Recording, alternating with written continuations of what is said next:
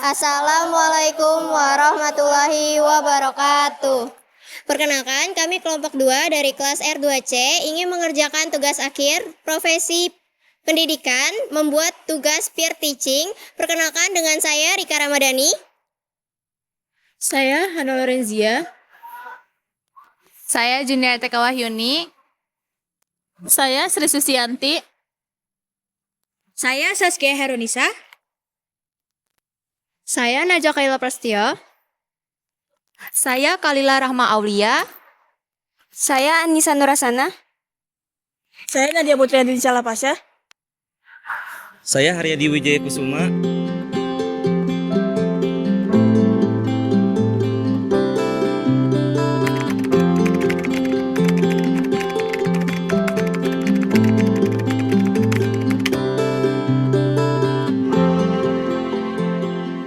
Lihat deh bunga itu. Bagus banget gak sih warna oranye-oranye gitu? Iya, itu bagus banget, Rika. Kamu tahu gak sih itu bunga apa? Bunga apa, Sri? Hal itu namanya bunga kana. Itu daunnya juga gede-gede banget. Iya, ini tuh daunnya juga sama, namanya daun kana. Dia juga bisa menyerap panas. Kayaknya cocok deh buat praktik kita. Iya, bener. Betul banget kan? Iya.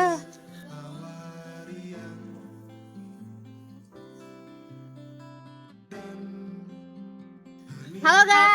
Halo teman. Tadi kita udah nemu tahu daun yang cocok buat praktik apa? Oh iya. Di mana? Tuh di kebun sekolah. Oh iya. Alhamdulillah deh kalau udah nemu ya. Iya, kalian tahu gak daunnya apa? Daun apa? Daun sabila. Ada ya daun sabila ya? Ada. Oh, baru tahu. Bagus banget. Ya, kalian dari mana deh? Di kebun kampus. Waalaikumsalam. Sorry banget ya, aku telat. Iya. Kalian lagi ngapain nih di sini? Lagi ngobrol aja. Oh iya, kita kan hari ini mau bahas tentang topik kekerasan seksual. Oh iya. Kekerasan seksual itu sering terjadi di kalangan masyarakat. Bukan hanya perempuan saja, tapi laki-laki pun juga bisa tahu.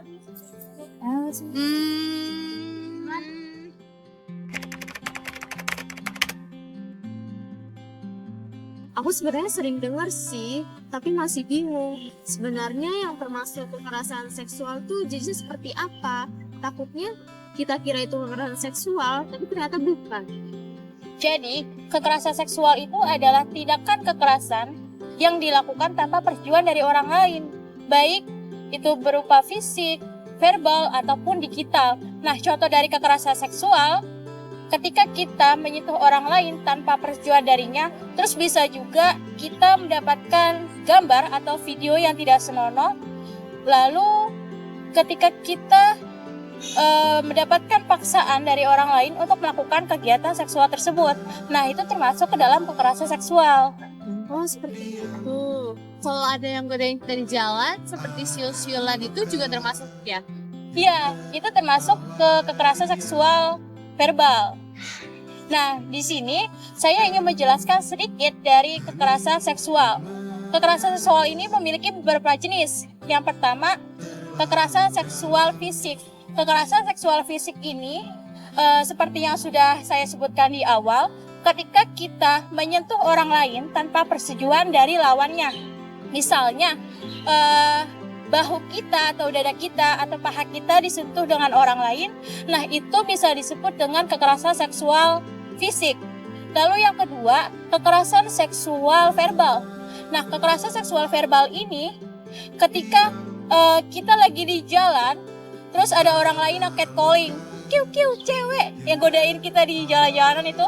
Nah, itu termasuk ke jenis kekerasan seksual verbal.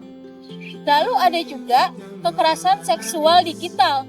Nah, kekerasan seksual digital ini sering kita dapatkan melalui media sosial berupa Instagram, Telegram, Facebook, atau Twitter.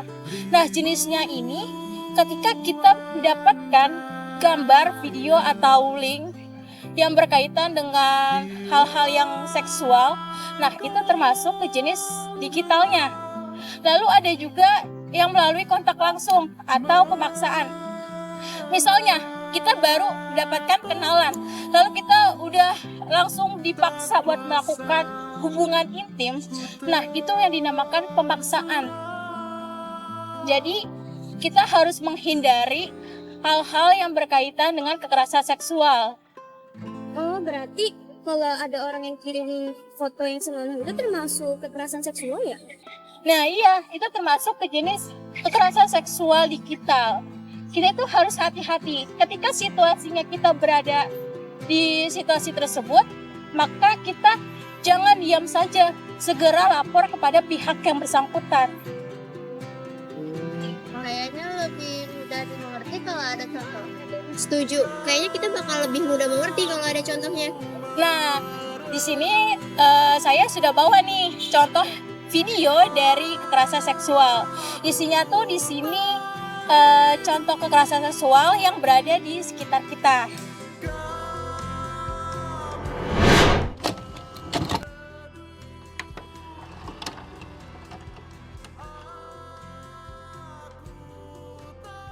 Din, dari tadi kamu kemana aja? Kita berdua nyariin kamu loh. Iya Din, kok kamu mukanya kelihatannya lagi capek banget? Kamu lagi sakit ya? Gak apa-apa, aku lagi pengen sendiri aja. Kamu kenapa, Din? Kita ini kan teman. Kalau kamu punya masalah, kamu cerita aja. Kita nggak bakalan ngejudge kok. Aku bingung harus cerita ke siapa soalnya Kak Ardi. Kenapa Kak Ardi? Kak Ardi itu suka ganggu aku, suka ngirim gak jelas, terus suka emojinya tuh jorok. Terus tadi pagi dia di lorong kayak ngancam aku loh. Din, itu termasuk kekerasan seksual loh. Kamu nggak salah kok, Din. Kita lapor aja yuk. Iya, di sini kita untuk bantu kamu kok, Din. Makasih ya. Iya. Woi, Din, buru-buru banget sih. Ya Kak, aku mau ke kelas dulu. Sini dulu, manis banget hari ini. Maaf Kak, aku mau ke kelas dulu. That's dingin banget sih lo. Lu cuma soal jual mahal deh. Kak, jangan gitu ya, aku gak suka. Santai, gua anggota deh. Lu kalau ribut, lu sama sendiri.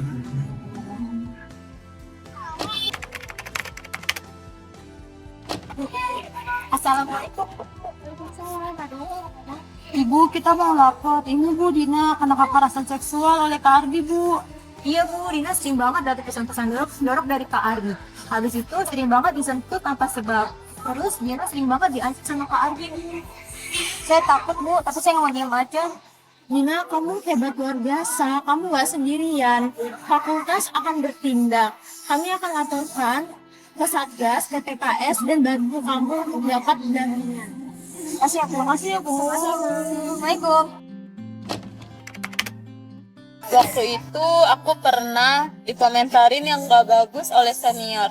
Tapi aku pikir itu biasa saja. Ternyata itu udah termasuk pelecehan. Iya, kadang kita mikir kalau kita itu harus kuat untuk berdiri sendiri. Tapi nggak semua orang tahu bahwa kita memiliki hak untuk menolak dan berbicara. Kita berhak merasa aman, kita berhak dihormati, dan kita berhak untuk menjaga batasan tubuh kita.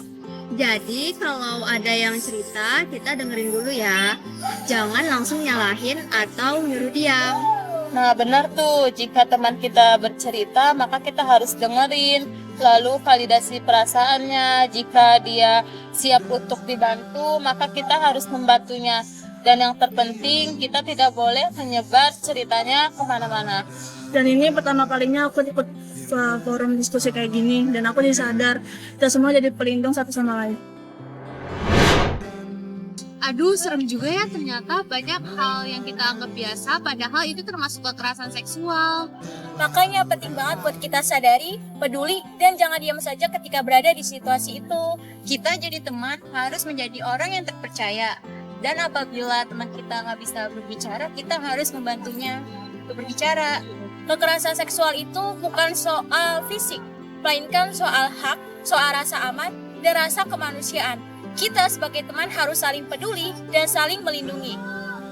Mulai dari hal kecil ya, seperti kayak dengerin tanpa ngejudge, terus mendengarkan cerita-cerita teman, dan berani bilang kalau itu salah.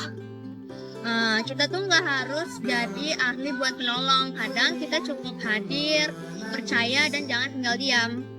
Betul. Nah, seperti itu guys jadinya.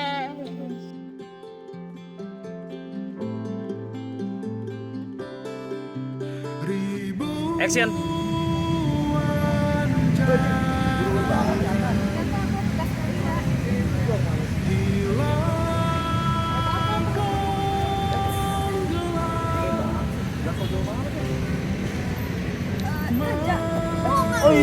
Action.